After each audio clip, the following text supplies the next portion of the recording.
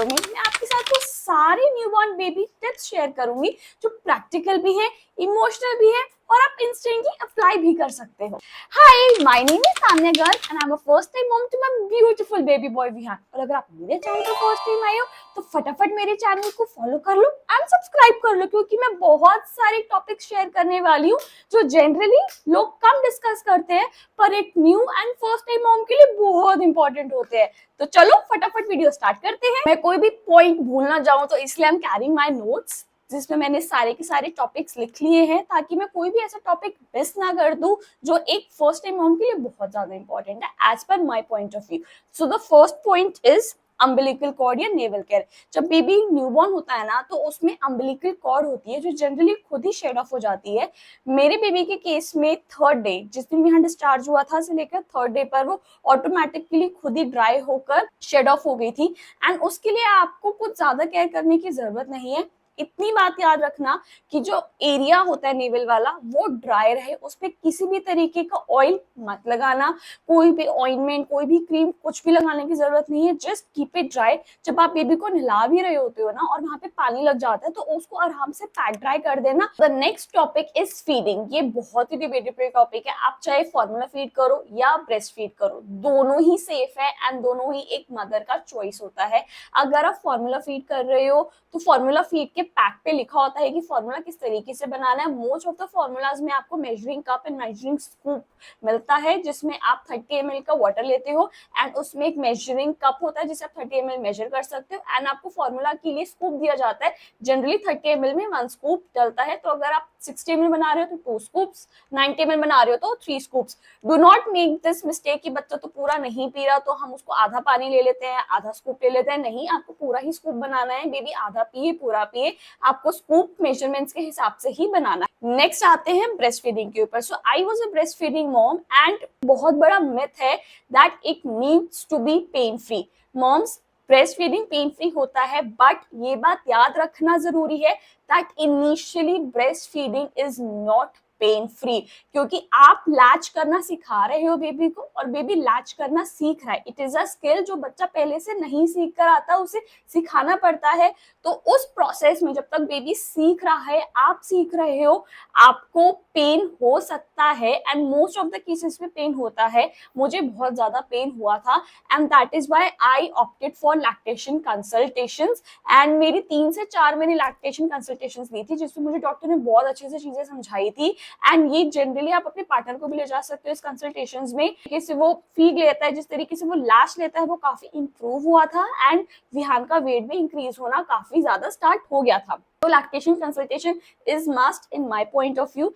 तो जब आप बेबी को फीड करा रहे होते हो ना तो सबसे पहले आता है फोर मिल्क और फिर उसके बाद आता है हाइंड मिल्क। तो आपको कम से कम बेबी को इनिशियली 30 मिनट्स फीड कराना जरूरी होता है, क्योंकि पहले 10 से 15 मिनट आता है four milk which is mostly water and उसके बाद आता है हाइंड मिल्क, जिसके अंदर मैक्सिमम अमाउंट ऑफ फैट होता है जो बेबी को एक्चुअली में न्यूट्रिशन प्रोवाइड करता है। तो मेरे केस में इनिशियली मैं 60 मिनट्स के अराउंड विहान को फीड कराती थी एंड तब मुझे ये पता चल जाता था कि ओके विहान का फीड हो गया है अच्छे से। एंड विहान जिस तरीके से वो गल्प करता है ना, इस तरीके की सोलिंग साउंड आती है, जिससे आपको पता चल जाता है दैट यस बेबी अच्छे से फीड ले रहा है। और क्या क्या मेथड्स होते हैं जिससे आपको ये पता चल सके कि बेबी अच्छे से फीड ले रहा है, जिसमें सबसे पहला इंक्लूड आप करते हो कि वेट डाइपर्स। बेबी कितना सुसु कर रहा है, अगर बेबी की काफी अच्छे अमाउंट में वेट डाइपर्स आ रहे हैं दैट मीन्स आपका फीड अच्छे से बेबी को जा रहा है।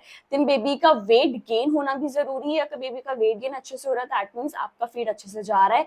बेबी अगर अच्छे से सोलो कर रहा है, आपको सोलो की आवाज आ रही है, दैट मीन्स बेबी अच्छे से मिल्क ले रहा है। एंड देन बेबी फीड लेने के बाद अगर क्रैंकी नहीं है, अच्छे से खेल रहा है, रो नहीं रहा, दैट मीन्स तब भी आपने अच्छे से फीड कराया और बेबी ने अच्छे से फीड लिया है। Next point is japa. Now this is everybody's choice. कोई जापा रखता है, कोई जापा नहीं रखता। मैंने अपने केस में जापा रखी थी एंड जापा का टॉपिक भी एक ऐसा टॉपिक है विच इज वेरी डाइसी, क्योंकि आप एक जापा तो हायर कर लेते हो पर जापा ना जनरली ओल्ड लेडीज ही होती है एंड उनका जो थॉट प्रोसेस होता है ना वो भी पुराने जमाने का होता है। मेरे केस में my japa was very good but then she was 45-50 years old and उनके जो थॉट प्रोसेस होते हैं ना वो पुराने ट्रेडिशंस को ही फॉलो करती है। फॉर एग्जाम्पल कि अगर बेबी की, मेरा जैसे विहान विहान जब पैदा हुआ था तो वो आइज काफी रब करता था, तो शी वाज लाइक कि आइज में ब्रेस्ट मिल्क डाल दो, which I was not ready to accept कि आइज में आप कैसे ब्रेस्ट मिल्क डाल सकते हो। व्हेन आई फर्दर चेक कि क्या ये सही है, क्या ये सही प्रैक्टिस है, ऐसा कर सकते हो या नहीं, that is when I got to know कि no this is not right thing to do, आपको नहीं करना चाहिए। देन उसके बाद शहद, भुट्टे, ये सब वो सारी बातें बोलती है। तो गाइज आप एक जापा रख लो, but do not blindly follow them. आप उनकी बातें सुनो, उनको समझो, एंड अगर आप डॉक्टर से डिस्कस करो, अगर आपको कोई भी चीज नहीं रखती है सही, then do not blindly follow them. Other than that, जो भी आपकी जापा है उसके साथ आप काफी चीजें क्लियर रखो कि अगर बेबी रात को उठता है तो वो किस तरीके से ध्यान रखेंगे, किस तरीके से आपको रेस्ट मिलेगा, किस तरीके से वो बेबी का ध्यान रखेंगे। सो मेक श्योर आप इनिशियली जब भी जापा हायर करते हो ना, तो आप काफी सारी पॉइंटर्स उनके साथ क्लियर रखो। Next is crying. हमारे यहाँ क्या होता है, जब भी बच्चा रो रहा होता है ना, तो हर कोई यही बोलता है कि उसको भूख लग रही है, उसको दूध दे दो, भूख लग रही है, दूध दे दो। इनफैक्ट मेरे साथ भी यही हुआ था, जब भी Vihaan was crying, everybody was like कि उसको भूख लग रही है, उसको मिल्क दे दो। एंड एज अ मॉम आपको पता होता है कि बच्चे ने अभी तो मिल्क पिया है, अभी उसको भूख कैसे लग सकती है, because we know as a mom आपको ना पता चल जाता है कि ये भूख नहीं है। So mom believe your instincts कि अगर आपने अभी बच्चे को फीड किया है तो उसने अच्छे से फीड लिया है, तो क्राइंग डज नॉट मीन कि उसको भूख लगी है। There could be other signs of discomfort as well. For example, baby को गैस हो सकती है, बेबी का डायपर चेक करो, बेबी का हो सकता है डायपर बहुत गीला हो गया है, बेबी ने पूप कर रखी है, या फिर बेबी को आप से सिर्फ हग चाहिए, या फिर बेबी को कंफर्ट चाहिए। इस तरीके से ना काफी सारे पॉइंटर्स होते हैं जो आपको ध्यान रखने हैं।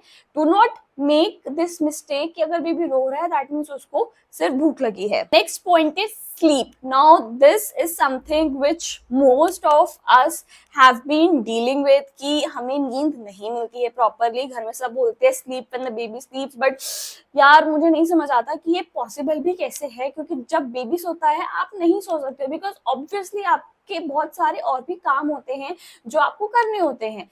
एंड देन बेबी का जो स्लीप पैटर्न होता है ना, that is very irregular initially. Mostly बच्चा 14 से 18 घंटे तक सोता है, एंड वो दोपहर में सोता है, रात को उठता है। तो ये काफी टाइम तक ना पैटर्न का इंटरप्टेड रहेगा, बिकॉज बेबी को डे और नाइट में डिफरेंस नहीं पता, क्योंकि जब बेबी आपके पेट में होता है तो उसको दिन और रात का कोई डिफरेंशिएशन कुछ ऐसा बना ही नहीं है। तो what we started doing was कि जब दिन है तो हम पूरा रूम में अच्छे से लाइट्स रखते थे, ताकि विहान को धीरे धीरे समझ आए कि जब बहुत सारी लाइट्स है ना, दैट मीन्स दिन हो रहा है। और जैसे जैसे रात होने लग देती है ना, हम लाइट्स कम करने लग देते हैं, येलो लाइट लगा देते हैं, सो दैट विहान को समझ आता है कि अब येलो लाइट हो रही है, दैट मीन्स रात हो रही है। एंड ग्रेजुअली विहान को धीरे धीरे समझ आने लगा कि जब बहुत ज्यादा लाइट्स है ना, मम्मी पापा उठे हुए हैं, सब एक्टिव है, बहुत ज्यादा आवाज हो रही है, that means it is day. मुझे इस टाइम पर एक्टिव रहना है, खेलना है, मस्ती करनी है मम्मी पापा के साथ। एंड जैसे जैसे रात हो रही है, लाइट्स डिम हो रही है, सब धीरे धीरे बात कर रहे हैं, बहुत ज्यादा एक्टिवनेस नहीं है, दैट मीन्स रात हो रही है। एंड ग्रेजुअली विहान को धीरे धीरे सोना है। एंड टचवुड मेरे केस में विहान ने बहुत ज्यादा मुझे तंग नहीं किया रात के टाइम। वो रात को सोता था एंड दिन में वो एक्टिवली खेलता था। There was a very brief period of time जब विहान अराउंड 2:30 3 o'clock के आसपास ना उठना शुरू हो गया था, एंड बहुत लाइक 1 वीक और 2 वीक्स के अराउंड वो टाइम रहा था। अदर देन दैट विहान रात को कंफर्टेबली सोता था एंड दिन में वो एक्टिवली खेलता था। तो आप भी इसको प्रैक्टिस करना कि दिन में आप एक्टिव रहो ज्यादा से ज्यादा बेबी के साथ।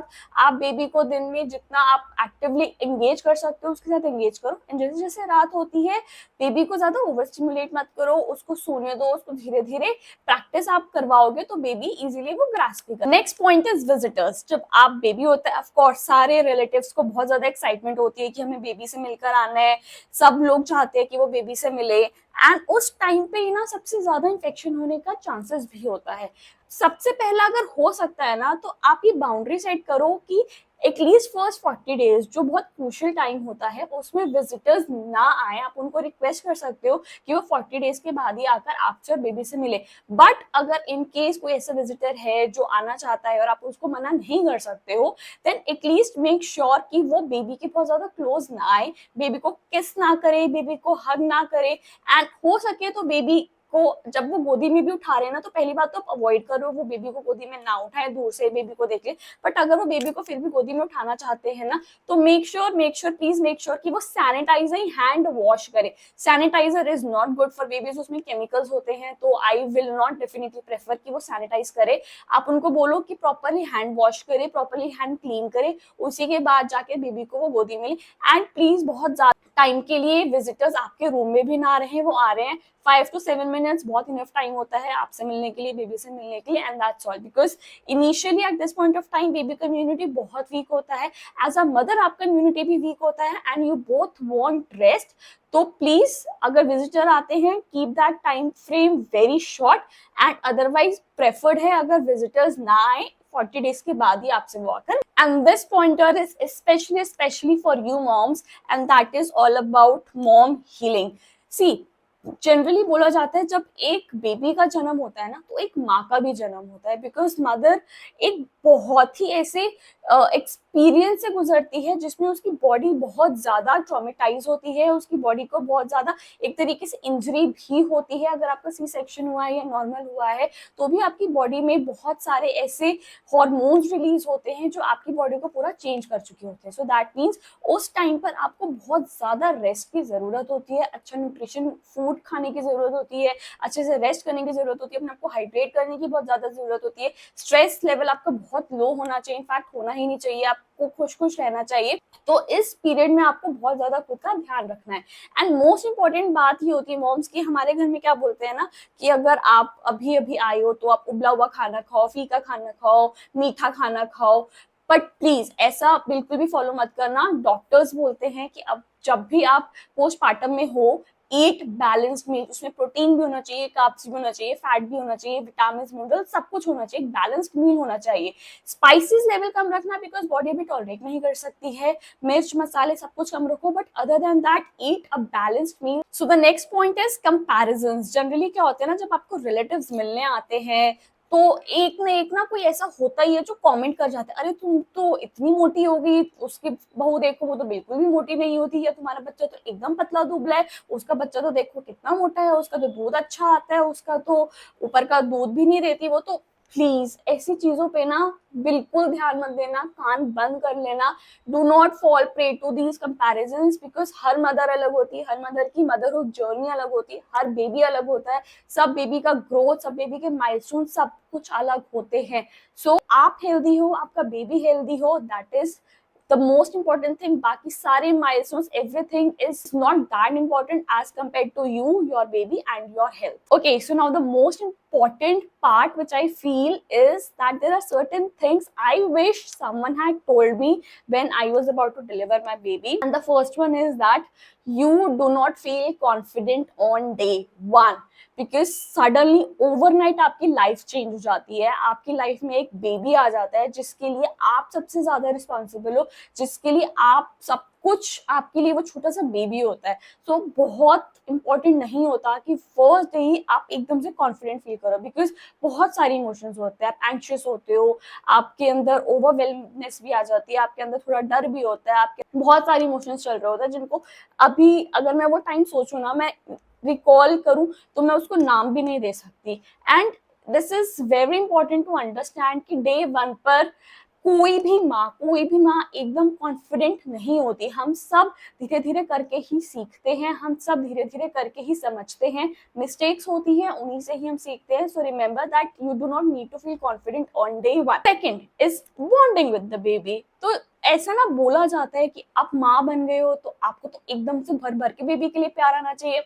होल्ड ऑन, जरूरी नहीं है ऐसा हो, बिकॉज बहुत सारी चीजें एक साथ हो रही होती है, एंड जरूरी नहीं है कि जब बेबी आता है आप इंस्टेंटली इतना ज्यादा बेबी को प्यार करने लग जाओ। इट्स ओके अगर आपके बेबी का बॉन्डिंग एकदम से नहीं हो रहा है, धीरे धीरे ग्रेजुअली बेबी और आपका बॉन्डिंग बिल्डअप होता है, and that's how things work. So it's completely okay if you do not feel too attached with the baby. Third, crime. Baby रोते हैं, बहुत ज्यादा रोते हैं, दैट डज नॉट मीन कि आप कुछ गलत कर रहे हो या बेबी के साथ कोई प्रॉब्लम है, that's completely normal. Baby cry for no reason also, आप सब कुछ सही कर रहे हो पर फिर भी बेबी रो रहा है, and that is completely okay. So relax, do not feel panicked in this situation. Next is learning takes time. It's okay, we all are human beings, we all fail, we all learn, and that's part of our life and that's part of growing up. So it's okay, you learn and eventually that is more important. So that's all. अगर आपको ये video थोड़ा सा भी informative लगा और पसंद आया तो फटाफट इसे लाइक, शेयर एंड मेरे चैनल को सब्सक्राइब एंड फॉलो डेफिनेटली कर लेना। और अगर आप किसी न्यू मॉम को जानते हो जिसको ये वीडियो हेल्प करेगी तो प्लीज उसके साथ ये वीडियो जरूर शेयर करना।